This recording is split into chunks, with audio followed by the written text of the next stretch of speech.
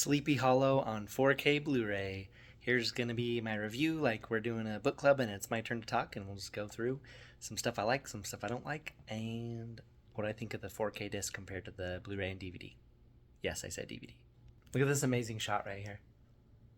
And the music building up during the opening credits as well. Yes.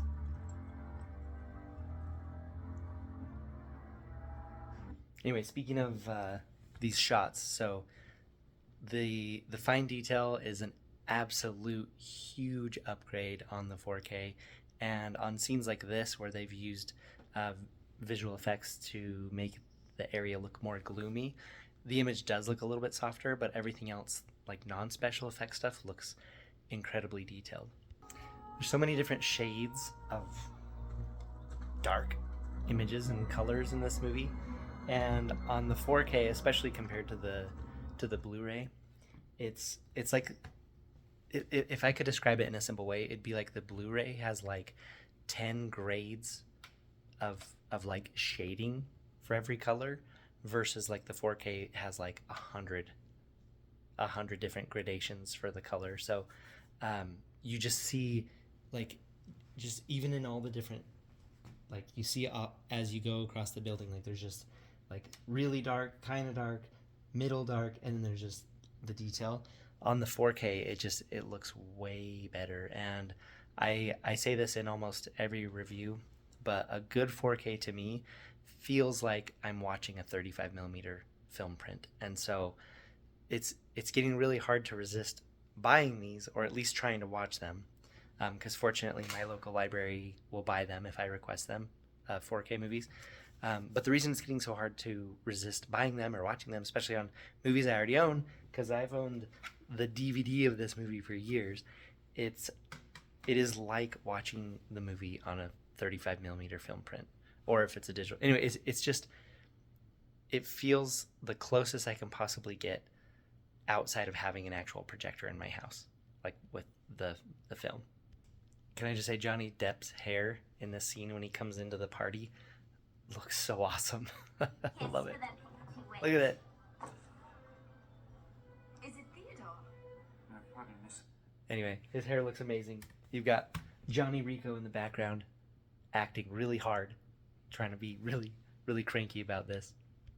But this movie is probably the perfect movie to showcase 4K and Dolby Vision, just because there's so much of the movie that's just in complete darkness.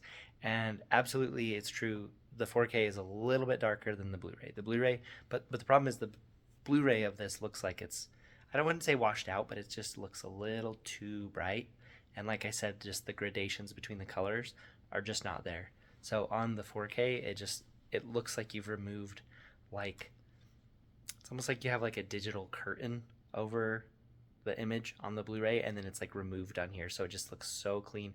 And it has a fine film grain. You can see it tinkling throughout the movie.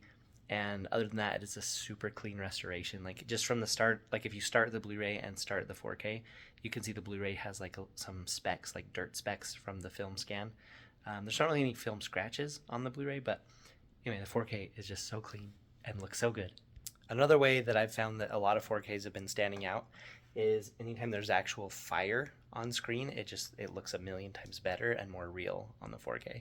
But this scene, where it's kind of like an exposition thing where Ichabod's meeting all the town elders and learning about the conspiracy and learning the history of the Headless Horseman, the green wallpaper looks a lot deeper green in here versus on the Blu-ray. It's lighter green, and then also there's a lot more, I don't want to say there's black crush in the shadows, but it's definitely darker. Like, all the scenes are darker.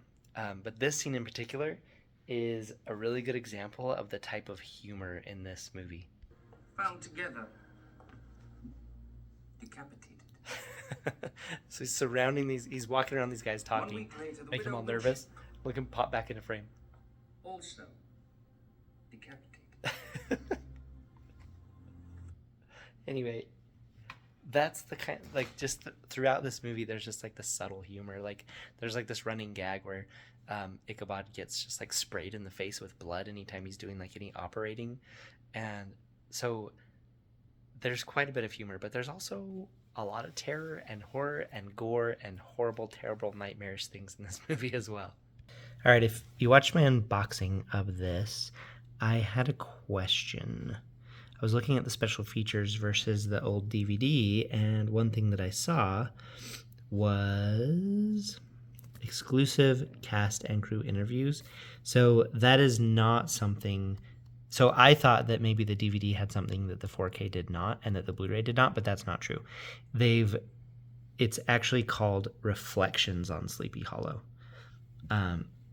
So on here it says it's labeled as exclusive cast and crew interviews, but when you push play on it after it's been playing for a few minutes, it comes up with a little title thing that says Reflections on Sleepy Hollow. So the DVD, the Blu-ray, and this 4K set have the exact same special features. There has been nothing new added throughout the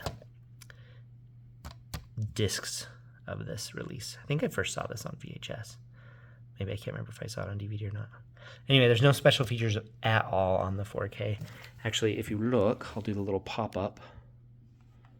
I pointed at the thing though. That's it. You just have... Actually, I'll go to the home. So this is the menu. Really freaking cool artwork, but then just play settings and scenes. And here's your audio options and subtitle options. The DTS HD Master Audio is a massive upgrade, and this movie, with its really powerful soundtrack and like especially the Headless Horseman's horse, like the hooves, they're so powerful and bassy, and like the sword when he pulls it out, it's like so loud and shrill. And anyway, this is a really good soundtrack movie, just with the music itself, just like the Foley sound, like the horses, and like all the fighting noise and everything. So this is a great soundtrack. So Atmos would be good, but this, like, you don't feel like you're missing anything with this 5.1. All right, I'm going to turn the light off for this part. So this next scene, it's going to transition to the Mazbeth guy in the guard tower, and it's just going to do like a whole bunch of like 1 or 2 second shots, basically just kind of establishing the edge of the town, the little guard tower and stuff.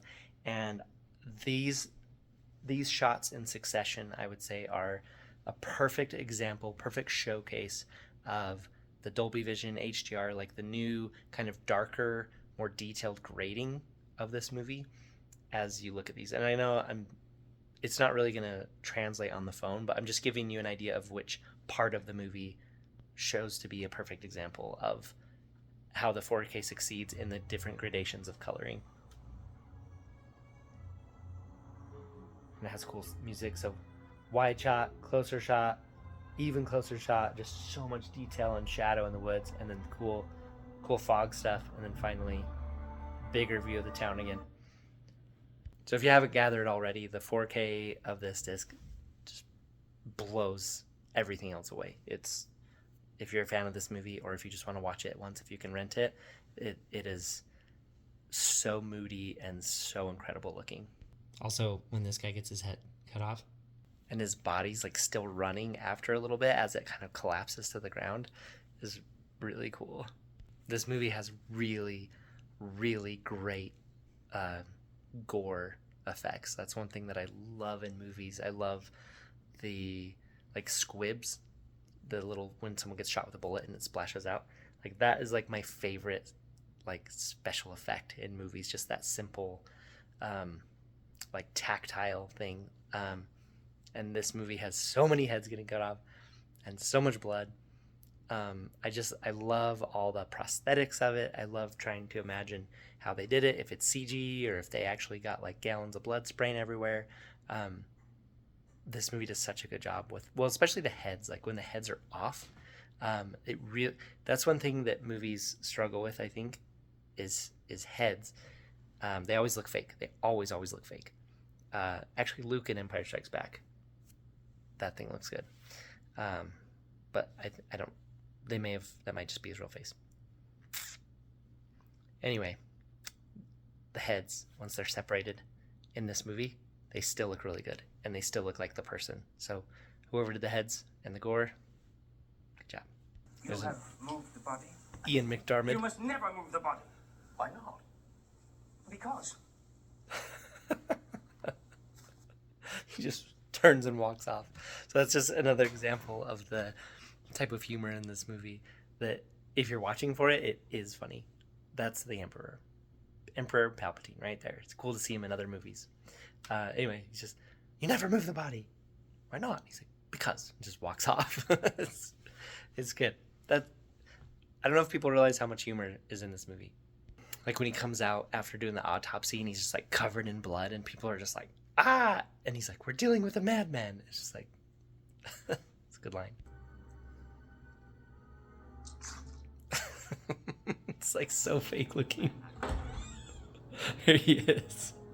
We are dealing with a madman. What did you find out?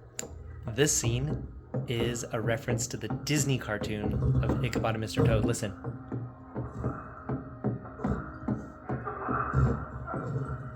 You hear that? The frogs are saying Ichabod. That is straight out of the Disney version. So every time there's going to be a kill, the music just escalates and then it gets so moody and scary. Look how creepy this is. Listen how the music just builds every time he's going to show up. And I got to say something before he pops out of here. Nice. Good shot.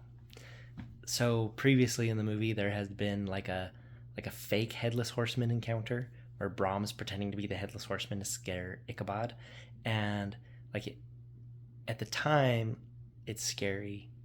Like Ichabod's scared and stuff, but this scene right here, where Ichabod actually sees the headless horseman for the first time, you like within half a second, you know definitively that this is not Brahm. Like, just with the sound the headless horseman makes and then how like dexterous he is with his huge sword. Just check this out right here. So you hear the horse just comes flying out of there.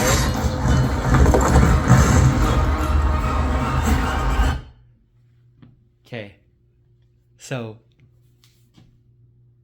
I love that he comes out of there going so fast. He pulls his sword out, spins it around, because it's Ray Park in that costume, by the way, Darth Maul. And so I loved in this movie how many times like he spins his weapons around. It's just like, that is so Ray Park. And Ray Park never gets credit for this movie, but he is the one in the Headless Horseman costume.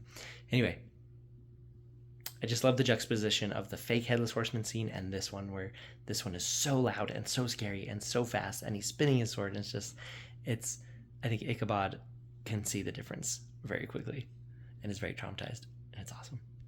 The score in this movie is so good. Like the just like the subtle, creepy score, the really aggressive action scene score, and then this part, which is like epic encounters kind of a score. So it's kind of building, and you see this thing, big old scary tree here.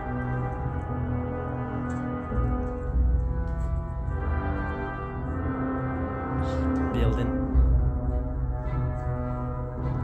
You get the little slight choir in the background.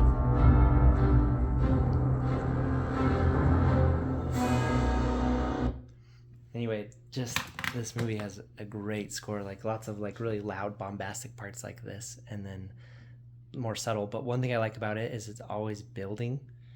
Look at that cool shot, the scary head tree. Chopping at the blood tree here. Getting blood on it. All right. Last time I saw this movie, I don't know if I was a dad yet, and this scene hits a lot differently, and it hits a lot harder now. And it's cool, and it's creepy, and it's Halloweenish.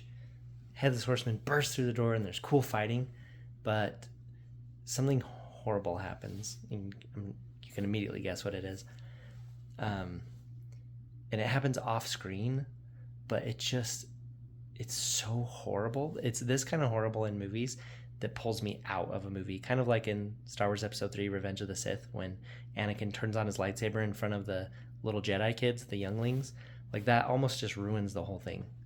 like destroys it. And so now that I'm a parent, this scene, I don't know. While I was watching this movie, I stayed up really late watching it, and at 35 minutes in, I was like, oh man, I'm tired, I should go to bed. And then it's so creepy and awesome, and there's action, and there's heads flying everywhere, and I ended up staying up really late watching it. But it seems like this, that, because I've seen this movie a pretty good handful of times, that I'm just like, am I done with this movie? Like, am I, like, this is an amazing movie with the best production design of, it's top production design of almost any movie I've ever seen. But scenes like this in this movie, I'm like, this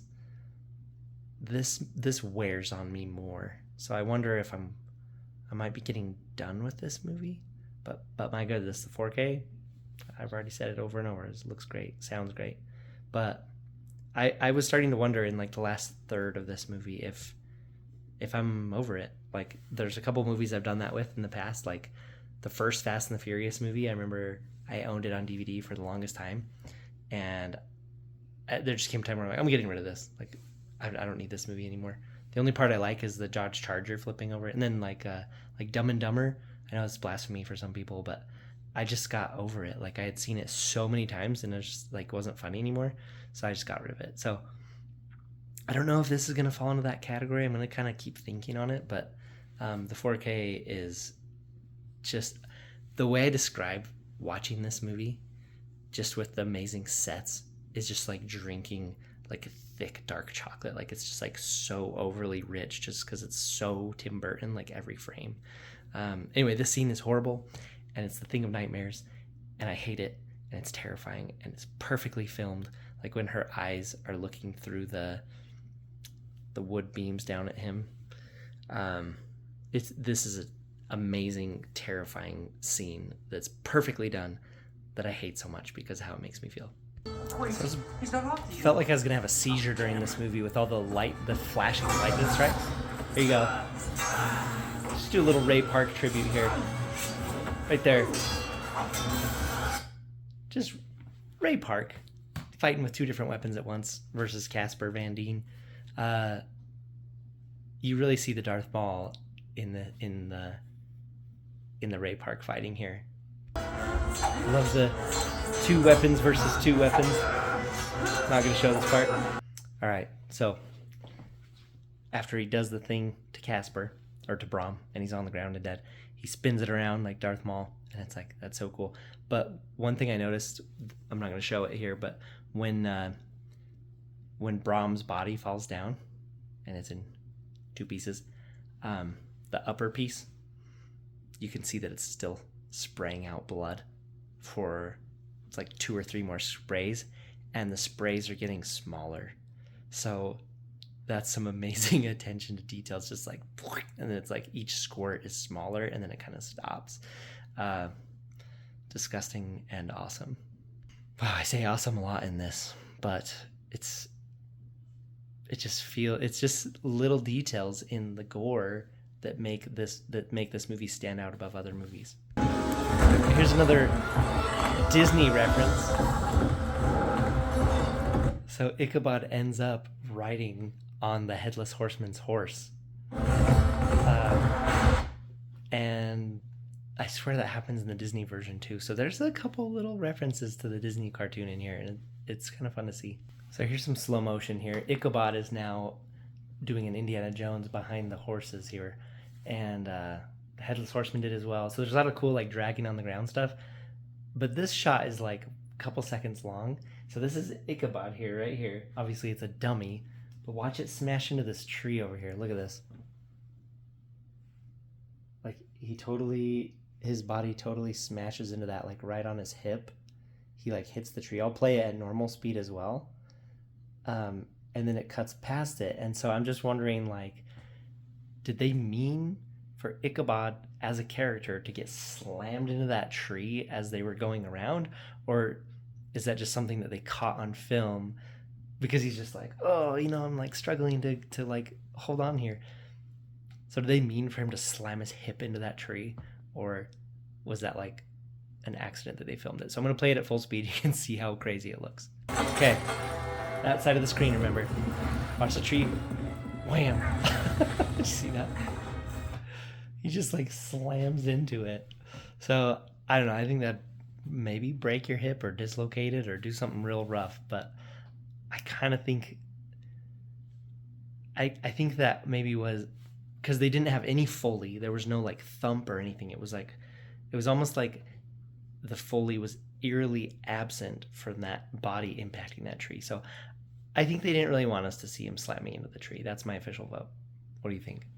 All right, so they do the thing. Everything's okay. And then for the first time in the movie, we have a lot of vibrant color. And this next shot is framed in bright yellow. These leaves are bright yellow. And the shot is framed by them. It just looks so good. So there's all these happy colors. And of course the FX shots of the scenery are a little bit soft in the 4K, but it doesn't ruin it at all. And they do hold up. The Bronx is up, the battery's down. And the detail of this is a huge, huge leap from the other discs. But just these three basically living together now, I think that is such a happy ending to freaking violently brutal, terrifying, scary, gory, tense, dark time with some humor in it. So I think the ending is great, and I think the movie finally releases its grip on you, and it's a super cathartic ending. So I like this movie. The 4K is incredible. Like I said, it might be over this movie, so I don't know if I'm going to get rid of all my DVD, Blu-ray, and 4K of this movie, or maybe just watch it once a year or something during Halloween.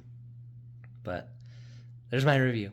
So, I also love the book. You should, if you have not read the book, it is a perfect Halloween read. It's not very many pages. If you watch my unboxing, I have a 130-year-old copy of it, and so maybe I'll read it on that if I'm not too scared of my human oil ruining it. But yeah, thanks for watching if you made it this far.